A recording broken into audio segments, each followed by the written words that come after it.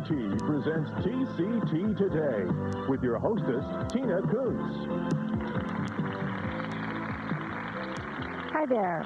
Welcome to the program. Today's program is going to be a very different one indeed. We're going to be sharing a special testimony with you that came from last week at the Buffalo Praise Rally that we had live, and our viewers in the Buffalo area, Western New York, Southern Ontario of WAQP there got to hear a wonderful new friend of the TCT family. His name is Frank Amedia, and it's such an outstanding testimony. We wanted to, all of you all over the network, to be able to hear it too. So this program is going to be dedicated to that, and you'll want to stay tuned, gather friends or family around, because it really is something very, very special you'll want to hear. But before we go into that, let me give a couple of announcements just quickly for you. Remember, Saturday, June 29th, the ORU fundraiser will be going live on the satellite to raise funds for the library at ORU. It'll be a very special program. That'll be on from 6 to 10 Central and 7 to 12 Eastern Time. You'll want to be sure to watch that on Saturday night, June 29th. And also on the 4th of July, we're going to be having a wonderful celebration at the Dove Farms, south of Marion, 7 miles south, and it will be live on the satellite from 4 to 7 Central Time, 5 to 9 Eastern. Those of you in the other areas will be able to watch it, but if you live anywhere in the Southern Illinois area, be sure to come out and celebrate the 4th of July with us. It'll be a wonderful time. I want to say happy birthday to some members of our TCT family today on Thursday, June 20th. From WTLJ, a prayer partner, Ruby Bassett, and also from WTLJ, another prayer partner, Vernon Mitchell. We love Vernon and Rachel, his wife, so much. They've meant so much to the ministry there. From WAQP, one of the employees, Albert Baldwin Jr. Al is just a very special man. We love him and appreciate his graciousness to us so very much. And from WTLJ, another employee, Janie Aroni, want to say happy birthday to her. And each member of our TCT family, volunteers, production, prayer partners, all of you, we love you very much. So let's go now to the testimony from Frank Amedia. I was born and bred on a farm in Hubbard, Ohio. That's our home. And my mom and dad still live there in Hubbard, Ohio on a farm. And there's not many of us that come from Hubbard, but you're seeing two people tonight in Buffalo that came from Hubbard, Ohio. I was allowed to lead a life that was pretty self-serving. I was quite successful at an early age. In fact, I was a millionaire by the time I was 21, and I came from a family with meager means. A lot of arrogance, a lot of pride, a lot of self-assertiveness, a salesman, natural salesman. And I also indulged in music, recorded, had a record, an album ready to come out on Warner Brothers under the title Melonzal. And I'd given everything I had to be successful in that album. And I played most of the instruments on that album, and I wrote all the songs. And I did backup with many, many groups and names in the secular world that many of you might know. And I got married, and I got married in the Jewish temple. And my Jewish wife, her name is Catherine. And I led a life for about 4.5 years that was in the fast lane. It involved drugs, dealing drugs, traveling to and fro, a fast lane. I drove a 450 SL Mercedes when I was 24 years old, and nobody hardly even knew what they were. One day I came home, and it was just before Thanksgiving, and there was a note taped to the television because she knew I would be going to the television to watch the sports. And it said, "I couldn't take it anymore, and I've left you. And I've gone home to my mother to heal." Very strange thing to be said to a Jewish husband, to go home to your mother to heal. And I did as I only knew how to do. I bought an airline ticket the next morning, and I traveled to San Francisco out of Cleveland, Ohio. And I arrived, and some friends picked me up. And we did all that we could to forget my sorrows for about 6 days. And on that 7th day, something happened in my heart. And I realized that I was headed nowhere, and that I had a wife and a child at home that I missed dearly. So I got back on that plane, and I left home and took the red eye. I went home to that empty house, and that note was still taped to the TV. It hadn't moved. And I broke down to my knees, and I wanted to pray, but I didn't know how to pray. And then I remembered a prayer that was said in a funny service every morning to a high school I went. You see, I went to a Catholic academy. And I guess the seed soaked in. And this Jewish boy sat on his knees, and I began to pray, and it came out. It was hard. I struggled. And I couldn't remember all the words, but I knew it was a prayer. And I said, "My Father, who art in heaven, hallowed be thy name." I struggled through that prayer. It took me a long time, but when I got to the end of it, something broke inside of me. And I began to weep and to cry. And I realized that there was a living God, and he was the same God that I had learned of Israel. I began to seek that God with all that I had. I didn't understand who he was. I didn't understand who knew him and who didn't know him. All I knew was that he became alive to me. And something very funny began to happen. I began to say prayers that weren't read out of a book.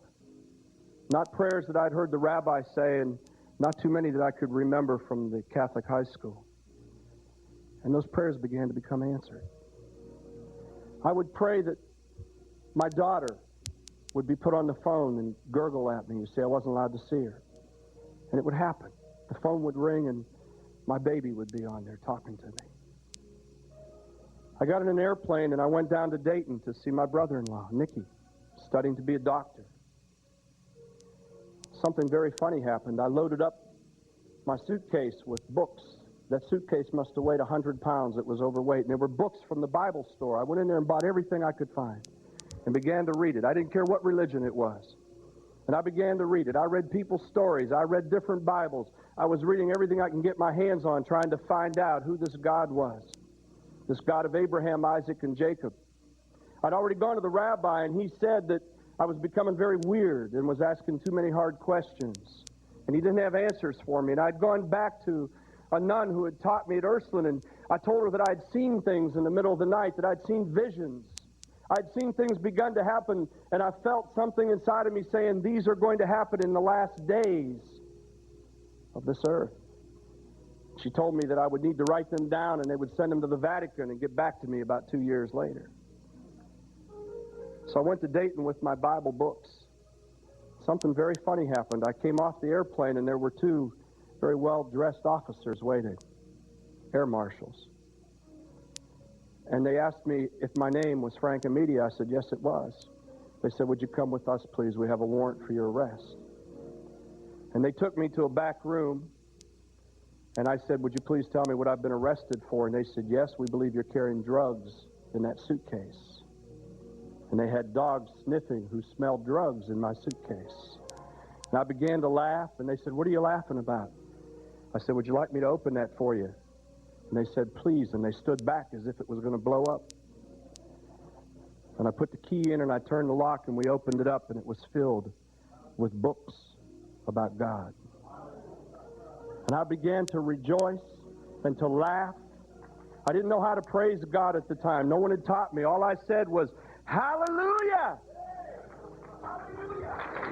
And they looked at me and they said, is this a joke? And they began to look through every book to see if something was cut out in the middle and if I was transporting something. And the dogs were sneezing, sniffing all over that suitcase, which had only a month before carried things in an airplane. And I realized that my God had been saving me. I came back to Ohio and I began to pursue God, and I didn't know any better.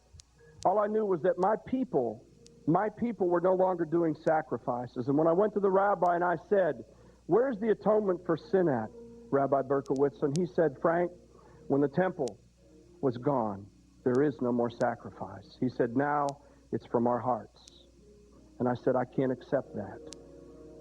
And I went to a farm in Hubbard, Ohio, and I built an altar, very crude altar. And I began to perform semblances of sacrifices on that altar in fear, dreadful fear. The Lord would wake me up in the middle of the night, and he would teach me what it was to be a Levitical priest, and I would take out the Torah and I would read about the cleansing rites. I would read about the blood atonement rites. I would read about the washing rites and the sanctification and the separation, and I would attempt them and try them. And every time I went to that altar, I was shaking, because all I could remember was that if I put false fire on that altar, I was dead. And my prayer every time was, God, save my people. Save my people. Save my people. It's funny because the Lord would speak to me, and the rabbi didn't want to hear that from a Jewish boy, that God was speaking to him. But he would tell me perfectly how a sacrifice was performed. I'd go to that altar and I would perform it, and I'd lay before my God, and then I'd hear nothing. Nothing. He wouldn't speak to me. Sometimes that would be for a whole day. You talk about God getting your attention. He's speaking to you. You're talking to him about the birds. You're asking him about life. He's answering your prayers. And then when you try to please your God by doing a righteous act, he's quiet. Finally, one morning in February, it was a snowy day. I'd been reading in 2 Samuel, and I was adoring David. I wanted to be like David. David had a heart unto God. No matter what David did, God accepted him back because David humbled himself before God. And David had a heart unto his people. He was a king unto his people. And because of that, the Lord said, he has a heart like mine, because he wants to redeem his people. And I remember walking out of my car, and I went to that altar. And at that morning, it was a pigeon sacrifice. And after the Lord shut me off and wasn't talking to me, I couldn't take it anymore. And I began to walk out in the woods, and there was snow, and it was cold. And I laid down in the field, and I began to beg God to take my life then. I asked him to let the trees fall on me. I asked him to send an animal out. I said, God, you're able to take my life now. Well, I've just completed a sacrifice that I just might be acceptable in your sight. And he didn't answer me. And I cried, and I cried, and I prayed in that snow until the tears were frozen on my cheeks. And then I heard this small, still voice inside of me. My God said to me, stand up and gird yourself up like a man, for I have much for you to do. And I got up and I looked around, and I expected something to happen, and there was nothing. It was the forest out off of Warner Road. It was cold. And I kept looking, and I just felt something inside of me say, go back to the car and look in the book. And I went back. This isn't the Bible that I was given, but it was another Bible. Someone had just given it to me a couple weeks before. They didn't witness to me. They didn't tell me that it had more books in it than my Bible. They gave me a Bible that was easier to read, and it had the books of the prophets in it, in a language I could understand. And I was just rejoicing reading